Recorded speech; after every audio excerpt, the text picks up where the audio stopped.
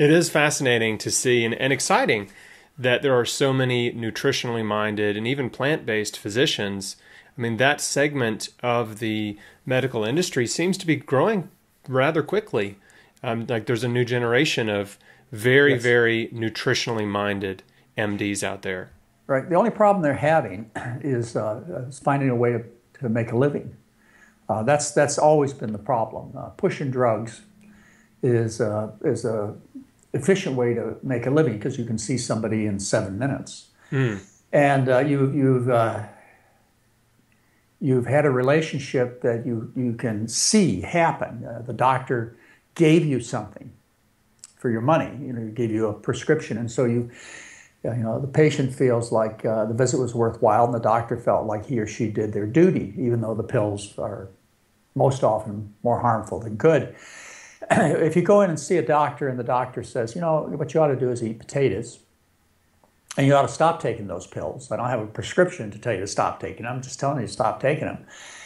And, you ought to have oatmeal and stop eating the meat, all the meat. The patient says, well, why did I come in here? You know, I didn't get anything.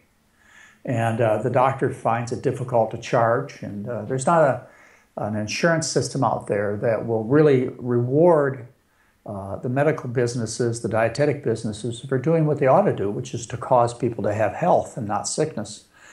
Anyway, that's the new the new obstacle, or the current obstacle for doctors these days is how do you make a living doing this? Now, my son, who's a board-certified internist, also he works up in the Portland area for a company called Zoom Care. It's public information, so I can tell you this. And they're just starting to build a new practice based on, believe it or not, they're even advertising, come to us, we'll get you off your drugs. Wow. It's just amazing. And, I love it. He has, outside of the emergency department, of the departments in Zoom Care, he's telling me, and maybe this is confidential information, and maybe it's not even true, but he suggested to me that his department, which is on lifestyle, not really lifestyle, it's on diet. I mean, diet and lifestyle is really not, you shouldn't talk that way. It's really diet. On his department, which he heads, and is the second fastest growing department in Zoom Care. The patient visits have been more than expected. So he's figured out how to make a living. They charge a certain amount for these kinds of visits. And it's always something I wanted to do. To see my son do it gives me great pride. But during my career, I've always thought about, well, I should take ads out in the newspaper. Come to see me, I'll get you off your drugs.